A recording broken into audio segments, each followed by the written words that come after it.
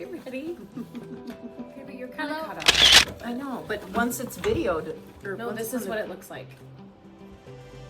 So should we scooch it? What? Okay, we're on. All right. Hello.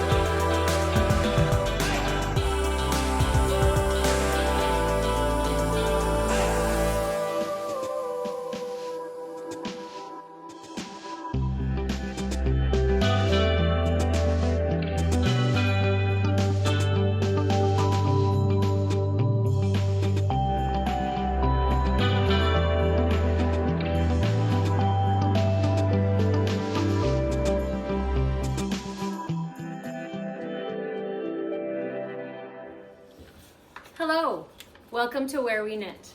My name is Kristin and I'm coming to you from Minneapolis, Minnesota. And on this podcast, I talk all things yarn, all things knitting, and sometimes a little bit of sewing. But today is different. Today is more special than others. Today, I am interviewing the local yarn store owners, Lara and Tiff. And I mention them in my podcast all the time because this is where I film my podcast and teach classes. So the interview starts now, and I'm really excited because I've created some hard questions and some really fun questions. So I'm going to start out by asking the two of you, tell us about your origin story. Where did you meet? And also tell us, how did you come up with opening a yarn shop in Minneapolis? Well, we met at a restaurant. We opened a restaurant in Minneapolis together. We were employees opening it. Worked together for quite a while. And then we both had our first kids around the same time. And once we had that connection, our relationship got closer because we had that in common. So how many years ago was that you had your first babies? That was almost 12 years ago. Okay. Yeah. We've got middle schoolers now. It's true. Yeah. I'm sorry. And with that origin story, tell us, how did you come upon the idea of opening a yarn shop in Minneapolis? Being that we were sort of both, Tiffany was the first person I met that was my age that also knit and sewed, and we had that in common as well as a lot of different things. It kind of also was another kind of layer in our friendship. Sure. We kind of often talked about it as sort of an exit strategy from the food and beverage world, and it was like a pipe dream for many years, like a retirement plan. And then we sort of noticed that we were gravitating towards all of these brands and all of these yarns that we weren't finding locally. And as years progressed, we sort of saw a little bit of an opening locally, that there was a market that wasn't being tapped into for yarn brands that weren't available, things that we were only finding online. And we just thought, why wait to live, and let's just do it now. Well, the viewers who watch my podcast each week know that I bring this fact up very often, and that is, I think the two of you do a beautiful job in curating the most amazing collection of both local and non-local yarns.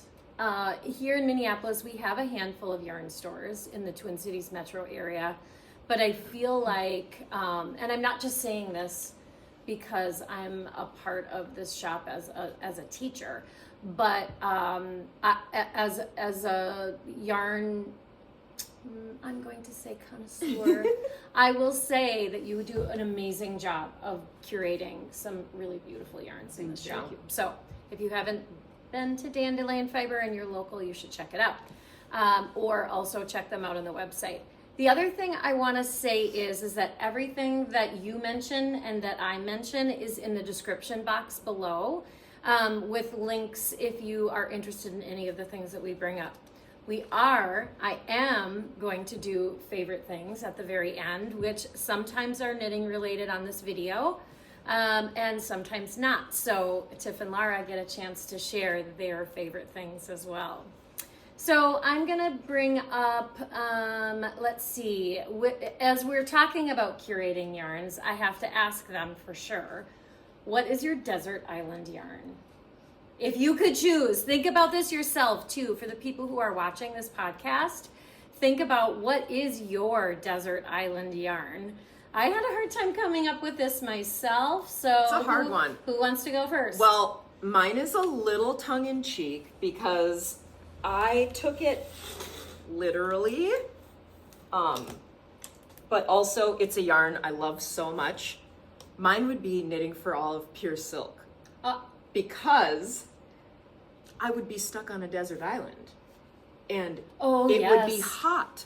Yes. Okay. And okay. I love knitting with this silk so much. The texture is beautiful. The drape that it creates and the fabric that you make is so lovely. And so I could knit my whole wardrobe. I could knit myself a hammock, you know. Okay, yeah, very smart. So I love that you were I literal. kind of played with the, being on a desert island because I was probably going to pick Knitting for Olive. Okay. If I had to pick a yarn. Yeah. But you chose I love pure the silk. pure silk. Okay, and I just have to say, can you hold that pure silk up for a second? Oh yeah, look at see. We didn't plan it. I'm Also wearing pure silk. See? Okay, all right. So pure silk. Pure okay. silk. Knitting for all. Can't go wrong silk. with it. Okay, Yeah. go ahead. What about yours? I love the Biches Bûches Lambswool. I love the colors. I love the texture. I love a toothy, gorgeous lambswool. I try very hard to not knit with it every project, but I want to. Okay. I want to. Now, do you like their mohair as well? I also really love their mohair. The colors are really stunning. It is unbelievably soft. I feel like it is one of the softest mohairs on the market, even though it has the same fiber content as other mohairs. It is still so soft. Yeah. Witchcraft is what I say. Okay, I've used their mohair, but I have not used their lambswool. It's gorgeous. Okay. It is spongy It's and on my wish list. just light and gorgeous. Okay. Yeah. Okay, so I'm going to answer it myself as well, and it was really hard for me because I too love pure silk, and that's what I am wearing here in this floret top. But I feel a little bad bringing this up as my desert island yarn because you can no longer get it. So mine, because I bring it up all the time, is Brooklyn Tweed. Oh, no. Brooklyn Tweed, who's no longer with us. Brooklyn Tweed. So these 4 I have in my stash sweater quantities of. Ooh. So I do need to sort of stash down. Not even sort of. I do need to stash down and use these. But I would say if I had to, it would be this American Targhee, this Loft by Brooklyn Tweed. So those are my desert island yarns. In the comments today, make sure that you tell us what is your desert island yarn. All right, next thing. Favorite thing to knit. Would it be accessories? Would it be blankets? Would it be sweaters? What's your favorite thing to knit? My favorite thing to knit is sweaters. Okay. Same. Sweaters? I love making sweaters. Yep. Okay. Any particular design as far as raglans, drop shoulder, contiguous? Yeah. What's your favorite? You don't have a favorite? I just love a garment. I love creating them. I love making garments. Yeah, okay. And this was not in your notes as far as questions I was going to ask you, but do you like knitting for yourself or for others? I mean, I like knitting for others, but when I'm knitting for myself, I know I'm making exactly what I am going to like, and I know I'm going to wear it, and it will get lots of love and use. Yep. But I love making stuff for other people. It's just always that scary thing of, if you spend all this time, will they love it? You know. And my other piece is too, will they take care of it? Yeah. Right? So I have there's a that couple piece. of friends that I really enjoy knitting for, and but I would say 90% of the time I knit for myself. There are times I knit for myself, and then when I'm done with the garment, I'm like, you know what, this is just really meant for someone else, and yes, that's why. Yes. Okay. I would say I am a very selfish knitter. I have 3 men in my house, and I don't think, other than beanies and maybe a pair of mittens, they wouldn't care for it the way that I would wish. Now, that might change as my boys become grown adults. But I do have a couple friends like you who I do like to knit for, and they do take care of things. So, all right, next question. What do you have a personal favorite project that you have made? And if so, share with us what is the pattern and what yarn did you use? I have a few. Okay, good. This is what people like. So this is not just talking. This is like, probably the most fun thing I've ever knitted. It is the Salty Days sweater by Veronica Lindberg, Kuta Vakika. It is made with Knitting for Olive heavy merino. Okay. Just single One strand. Okay. So it's a worsted pattern. It is.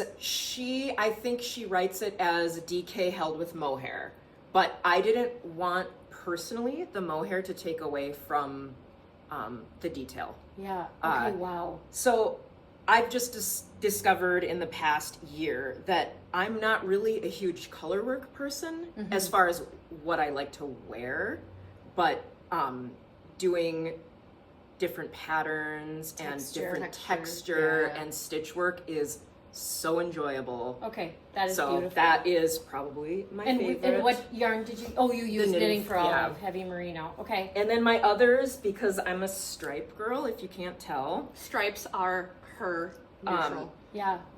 My Olga that I made last year. Uh-huh. And then I just finished my Olga jacket. We all did Olga's. Now, isn't this yours right up here? Yeah, I made that one. Okay, there. so that's Lara. So now I have the jacket and the crew neck. I have the jacket. I love that. Check it out. Yes, it's this a is petite PetiteKnit. knit. Yep. And this is made with the farmer's daughter Pishkin, which was a pleasure to work with. It is Wow, delicious. that is beautiful. Yeah. Now, is that a DK weight pattern? It is. This is a DK weight pattern, yes. So the Pishkin is DK. Yes. And okay. Yes. Lovely, good ideas. And then what are? Let's just side note here too. What are you wearing right now? I'm wearing the Tombo tee, and it's made with the Wandering Flock cotton lino. So this has alpaca, silk, linen, And cotton. Yeah. It's a mashup, but it's beautiful. Very we are experiencing some really warm weather for fall for Minneapolis right now. So today was really hard for me to plan what I was going to wear. Yeah. I'm wearing the Florette top by the Canadian designer, EweKnit Toronto. Oh, Claudia Quintanilla. Claudia Quintanilla. I taught a class on this last year, and it is in pure silk by Knitting for Olive. What are you wearing? I'm wearing the June top by PetiteKnit. It is knit in the Knitting for Olive pure silk held double, and it was a very pleasant, quick knit. Mm-hmm. Now you can kind of wear that as a layer. Yes, as absolutely. Well. Like you can wear it in the winter with it is like a cardigan over the top. Very versatile. Okay, it is a very staple wardrobe piece. Okay, I love it. Okay, all of those patterns and yarns will be in the description box. Okay. I've got mine. Oh, Yes. Oh, I forgot. I'm so sorry. Oops, All right. we got into like talking about what we're wearing. Okay. Right. Showstopper. Wow. Unlike Tiff, I've been in my colorwork era. So I just did the Brick Lane sweater by Olga Patano, and I did this in the Wandering Flock cotton lino. It was a lot of fun to knit. It went really quickly because it really was an addictive kind of popcorn knit. So how many colors is that? It is 4. 4 colors. Yep. And it was really fun to knit. It went rather quick, and I really enjoy the feel of it. Is that sold as a single pattern on Ravelry? It is. Okay. Yep. And then I also did, this is a pattern by Coco Amour. It's the Edinburgh sweater. Now this is done in the Farmer's Daughter in the Bear Paw DK, and it's the Edinburgh sweater. And it is just so soft. It is so what is squishy. this? This is the Bear Paw DK, which is a merino yak and silk blend. I was gonna say it has to have So silk it in is very drippy, very drapey. Drapey and drippy. I like Drippy, it. drapey, and very delicious. Okay, beautiful. So isn't this fun? One's a striper, one's a color worker. Just recently. Okay, well done.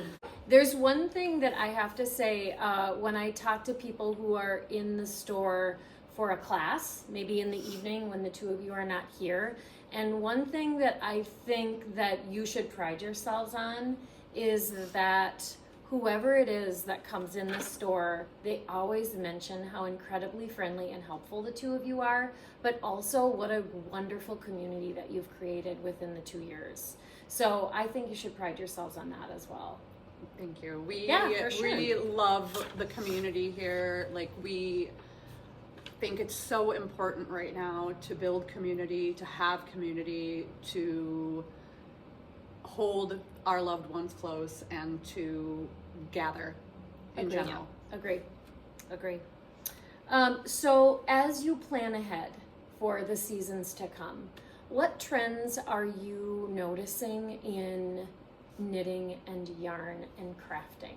What have you noticed as a trend, or what might be coming up, or as you sort of plan for the season ahead, what are you seeing?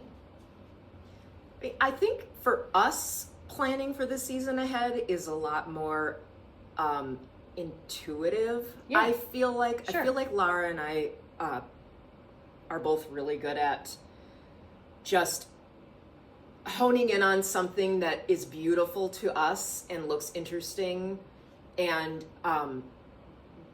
knowing that if we bring it in, I mean, we've discovered that we bring these things in and people love them too. Yeah. And this might be what they've been looking for. Yep. So I feel like a lot for us, we're not like trend forecasting or Sure. anything like that. Okay. It's literally just, look at this beautiful thing. Let's bring bring it in. this in for people to have access to. Yep. And yeah. Well, and I feel like you're obviously, because the store is doing well and because so many people come here for the curated different yarns that you have here in the shop, I feel like you're doing a great job. Thank you. Yeah. And one thing I'll say too is, like, we try very hard to, anything we do bring in, is we try to be very careful about it fitting into the store. Yep. Like, we don't want to bring in, you know, yet another sort of DK weight. If we're going to bring in another yarn, we want it to sort of fill a hole. So Yep. like, we're bringing in a new brand, and the specific kind of weight and composition, we don't have anything else like that in the store. So Sure. it kind of fits. Everything is pretty intentional. Correct. That we Yeah. bring in. Yeah. Okay. So with that said, do you want to talk about your new yarn that you just got in? Yes. Well, should I say? We were talking 'Cause about it before we started filming. It's gonna be my And I just talked about it on the last podcast because it is going to be one of my fall cast on, which is the Evil sweater. And so it's This with is this yarn. gonna be it has to do with my favorite things right now, because Oh yeah, okay, we can transition Is onto that for okay. sure, of course. So this is the Fiber MacGyver Shoniko. It is a wool that is born here, bred here. It's all US. Everything is made here. It is such a gorgeous wool, but she has such a knack for color, and it's the color intensity and saturation that just, oh. It's so creamy. It is me. it is really beautiful. And that's kind of my favorite thing, is the colors that we're surrounded by in here are just so amazing and inspiring, and these play a huge part in it. So these are new. We just Yay. got them. Yay. Oh, Yarn there- party. Yes. Okay, good. Yeah. And we know that Susie, Fiber MacGyver Susie, is from here in the Twin Cities as Yes. well. And so, and she is friends of ours. And She's so a pal. we love to shout her out when we can. And it's awesome that you're going to be. She just happens to make incredible yarn. Yes, she does. Okay. So we're going to move around a little bit and say, what is your favorite thing? So it's something we don't carry in the store, but it's something that I purchased when I was at Flock working Susie, Fiber MacGyver's Okay. booth. So I'm Okay. going to cover the swear word patch I put on here. So I went to a friend's booth, Ritual Dyes. They just set out and made this amazing moon pouch. It is a needle case. Okay, I've never even An seen this yet. accessory Okay, please case. show. They're It so is a pouch bag that fits inside of their knitter's backpack, which is a round bottom backpack. It's perfection and minimal. But this thing has all of these pages that hold just about everything. Like, this fits a bunch of accessories. We've got zipper pouches. It just keeps going. We have more zipper What? pouches. So it has room for all of your needles. I haven't even put all of my needles in here, but it fits absolutely everything. Stop it. So I can carry genius. all of my needles and all of my accessories and all of my tools in one place. Okay, that's genius. What is that called? It is called the Moon Pouch The Moon Pouch. needle case. And if people are interested in that, we will put the link for Ritual Dyes Yep. in the description box. Okay, so my favorite thing is going to be knitting related. It's going to be small. And mine is also, you don't have these in the shop, but I think we should Not get yet, them. I guess. And it is knitting needles, Brittany needles. These are cable needles, and they come in a set of 3. And I learned about them from my friend Susie, not Susie Fiber MacGyver, but a different Susie. And it's these little cable needles that are wooden. And if you can see, well, you might not be able to see, they just go in very slightly. Now, I am not very skilled at cables. I'm really trying hard to get my tension to be better. I am working on something that I will be really excited to show you in 2 weeks. That will be my favorite knit, I think. The thing that I have so much pride in because it's taken me forever and I've had to rip it out and start it over. But I've started using these cable needles and it's changed my cable knitting game. So Awesome. these are my favorite thing by Brittany Needles. All right. So we might have to start carrying them. I think you We should. will look into it. Look into it. Yeah. I mean, I don't know. I actually have to say I don't know where I bought them. They were $8. So anyway, that's what I got. Okay, I want to go back to a couple more questions that we haven't gotten to, and that is, what is the strangest, most unexpected request you've ever gotten at the shop? I'll take this one because we just had it recently Oh, and boy. it was just adorable and Oh, boy. sweet. Okay, someone emailed asking me to mail them a 1 foot length of mohair so they could color match. Huh. Did you do it? No. Okay, yeah. Mm-hmm. We don't want to cut it off of We don't want to. you know, What if skinny. somebody lost at Yarn Chicken because we cut a skein off? Yes. Right. Okay. Yeah. Yeah. Sorry. It was a I hard know. one. It What was kind a of good one. what kind of mohair was it? The Biches Bûches. Oh yeah. Yeah. Okay. Sorry. Yeah. I mean that is. I mean we've all experienced that. What you see on a website versus what you get. I mean we try to like color match in our minds, but yeah, you're never gonna get the real thing It's unless true. you. Yeah. It's the gamble that you take. It is Yeah. the gamble Yeah. that you take. Yeah. Okay, and then one more question before I play this little game with you, and that is, what does the future hold for yarn stores or small craft businesses Any like craft. yourself? I mean, I think that there is a strong future for craft stores, yarn stores, because people are always going to have hobbies. And hobbies are super important to people. Knitting in particular is great for your brain and mental health. Yes. And it's relaxing, it's meditative, but you also get a finished product out of it, which is why I think knitting is such a cool Bonus. hobby. I think it's, it's like you play golf, but if you knit, you get to enjoy the hobby and you get a finished product out of it, and you get to create slow fashion for yourself, and it's just one less thing that you're buying from a store. Yeah. And it means so much more. And I just don't think people are ever going to let that go. So I feel like there is always going to be a place for crafting shops, Yeah. honestly. Yeah. Mm-hmm. I think that the gathering aspect of it too, I think there's going to be more of a focus on the community aspect of knitting and gathering and sort of more of that. Well, sort we're of- seeing that as yarn shops create like movie night, like The you movie guys night, have yeah. created, Yeah. or the crafting night that you have. at Munu. Yes. Yep, we do the lo-fi Right. crafting night. I mean, and then there's paddleboard knits. Yep, which knitting is in the over for park. the knitting in the Yep. park. Okay. Yeah, we so- definitely lean into the community aspect big time. Yeah. I think that's really important to us to have a gathering place or to have events where you gather with people that you have something in common with. I think it's fabulous. Um, Yeah. Good answer. Yeah. Thank you. Okay, so I am going to play a little game with you, and I'm going to throw out 2 things, and you have to choose one. Okay? They might be a little hard. And I kind of made them up just when I was eating breakfast this morning. So I prepped them ahead of time so they knew how to, so they could think about these answers and really, because I want this to be valuable to you as people who watch it, and also for you to talk about your thoughts about having a yarn store. So, all right, first one is Mohair or Surrey? Surrey. Mohair. It's Okay. my first love. Can't Okay. give it up. Okay, Moody or Brights? Moody. Moody. Okay, Shawl or Cowl? Shawl. Cowl. Okay, Maori or Vencel? This is a hard one. It See, is I'm a getting hard hard. one. I'm getting hard.